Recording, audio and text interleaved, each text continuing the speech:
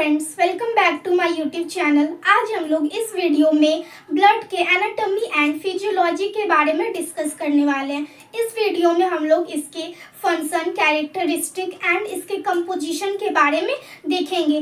तो ये जो ब्लड होता है ये हमारे बॉडी का बहुत ही एक इम्पॉर्टेंट पार्ट है।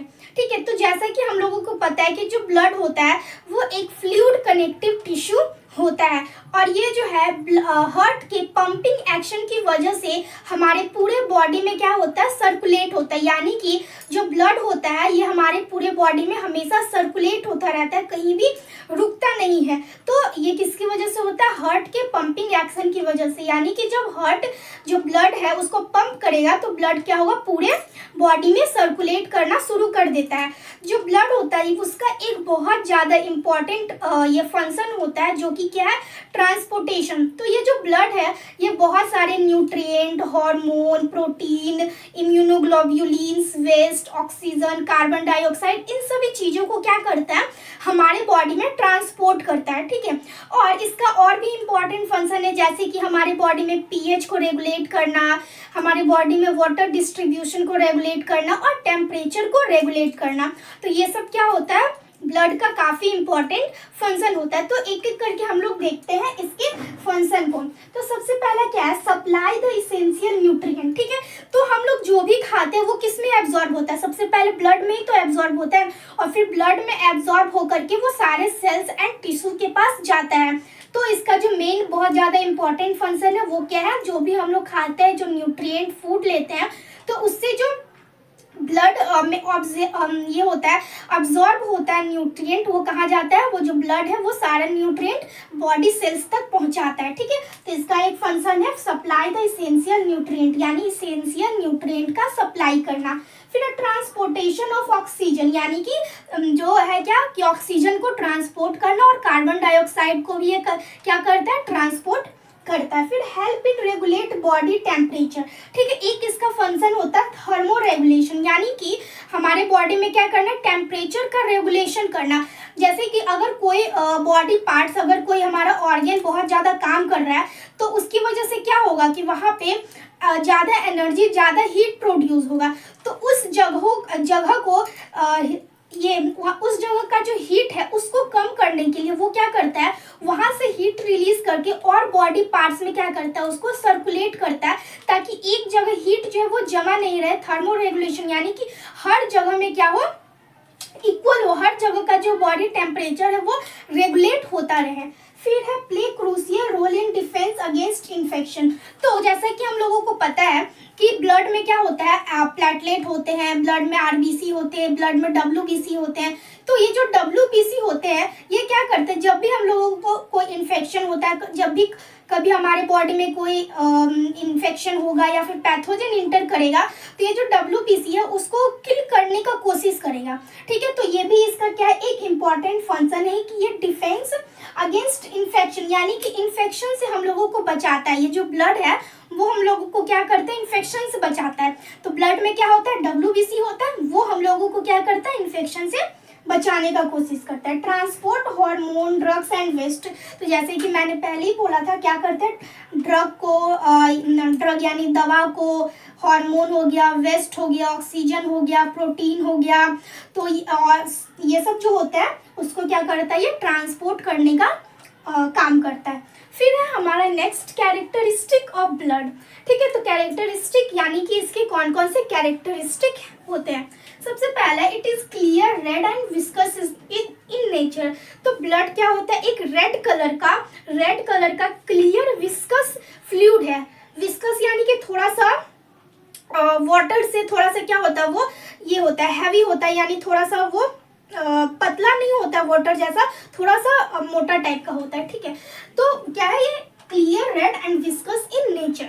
फिर है 7% ऑफ टोटल बॉडी वेट, यानी कि हमारा जितना बॉडी वेट होता है उसका 7% क्या होता है, ब्लड होता है।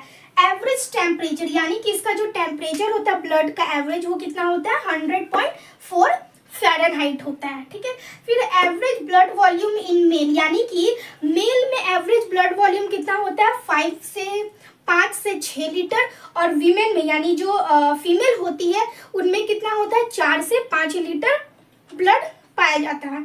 और इसका जो पीएच होता है ब्लड का वो कितना होता है 7.35 से लेके 7.45। ये जो है काफी इम्पोर्टेंट है, पूछा भी जाता है एग्जाम्स में, ठीक है। तो इसका जो पीएच होता है कितना होता है 7.35 से लेके 7.45 तक होता है। तो ये इसका क्या हो गया कैरेक्टरिस्टिक हो गया।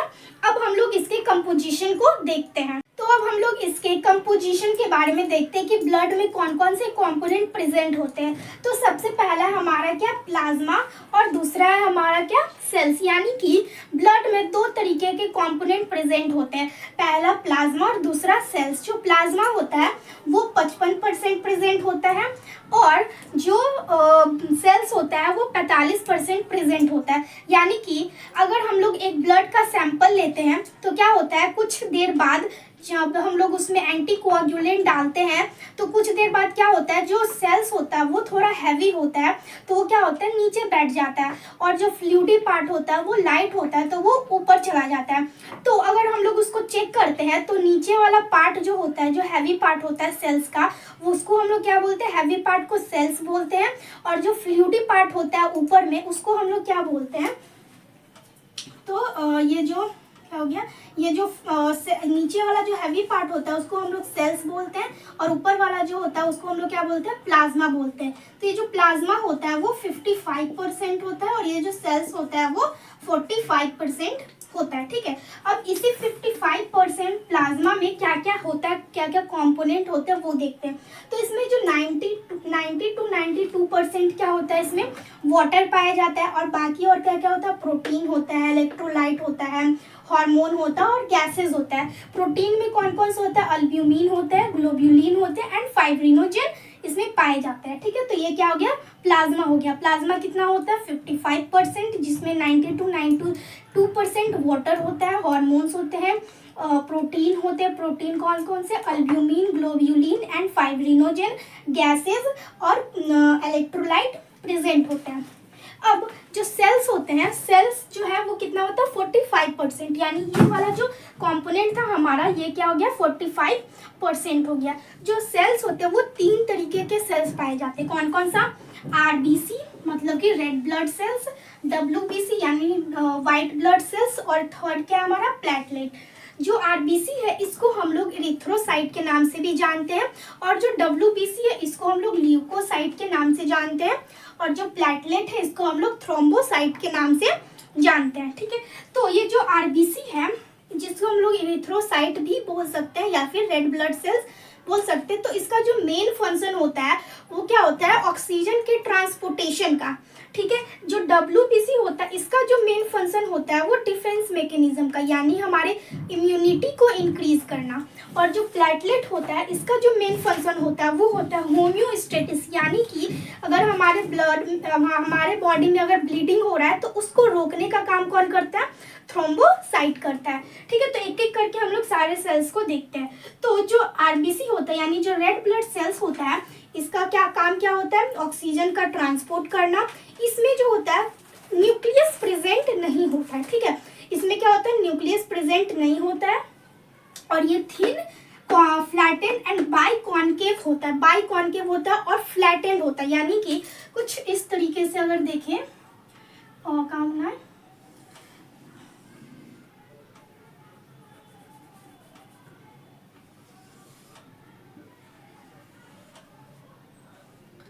कुछ इस तरीके से यहाँ पे क्या होता है चपटा होता है, ठीक है। तो यहाँ से क्या होता है कि ऑक्सीजन जो होता है वो इजीली इंटर कर पाता है इसकी वजह से। तो इसका क्या हो गया थिन होता है, फ्लैटेंड होता है, चपटा होता है, और ये क्या होता है बाइकॉन्केव डिस्क शेप का होता है। इसमें कोई न्यूक्लियस प्रेजेंट नहीं होता है। इसका जो मेन फंक्शन होता है वो होता है ऑक्सीजन ट्रांसपोर्टेशन का। जो इसमें मेल में जो इसका जो नंबर होता है वो कितना होता है 5 से 5.5 मिलियन तक होता है, ठीक है। यानी 5 से 5.5 मिलियन इसमें मेल में पाया जाता है, और फीमेल में 4 से 4.5 मिलियन पर क्यूबिक मिलीमीटर पाया जाता है। ठीक है। अब आता है क्या, व्हाइट ब्लड सेल्स, जिसको हम लोग ल्यूकोसाइट भी बोलते हैं, और इसका जो मेन फंक्शन होता है वो हमारा डिफेंस मैकेनिज्म का होता है और हमारी इम्यूनिटी को बढ़ाना होता है। यानी कि अगर कोई बाहर से कोई पैथोजन आता है तो उसको क्या करता है हमारे बॉडी में जब हमारे बॉडी में कोई पैथोजन इंटर करता है तो उसको खत्म करने का, उसको किल करने का कोशिश करता है। तो ये जो WBC है ये दो टाइप का होता है, ग्रैन्युलोसाइट और सेकेंड क्या हो गया, ए ग्रैन्युलोसाइट। तो जो ग्रैन्युलोसाइट होता है वो भी 3 तरीके से होता है। कौन कौन सा, न्यूट्रोफिल्स, बेसोफिल्स और इसेनोफिल्स। और जो ये ए ग्रैन्युलोसाइट होता है वो 2 तरीके से होता है, ठीक है, मोनोसाइट एंड लिम्फोसाइट। और लिम्फोसाइट भी 2 टाइप का होता है, T lymphocyte and B lymphocyte.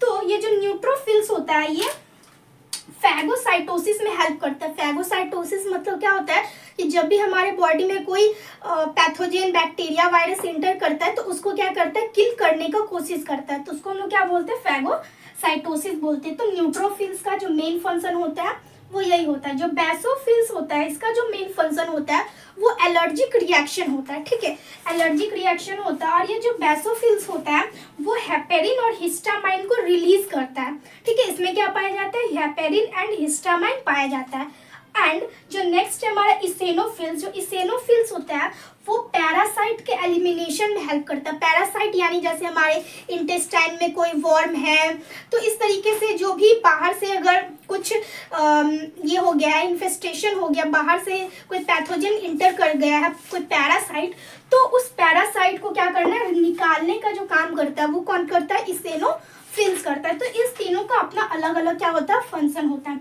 वही ए ग्रैन्युलोसाइट में मोनोसाइट होता है और लिम्फोसाइट होता है। तो जो लिम्फोसाइट होता है वो इम्यूनिटी बढ़ाने का हमारा काम करता है। तो ये हो गया क्या, T lymphocyte and B lymphocyte. तो ये क्या था हमारा ब्लड का कंपोजिशन, एक बार फिर से रिवाइज कर लेते हैं। तो ब्लड में जो होता है 2 तरीके का कंपोनेंट होता है, एक होता है प्लाज्मा, एक होता है क्या, सेल्स। तो जो प्लाज्मा होता है वो 55% होता है, जो सेल्स होता है वो 45% होता है। प्लाज्मा में क्या होता है, वाटर होता है 90 to 92%, प्रोटीन होता है, इलेक्ट्रोलाइट होता है, हार्मोन्स होता है, ये सब क्या होता है प्लाज्मा में प्रेजेंट होते हैं।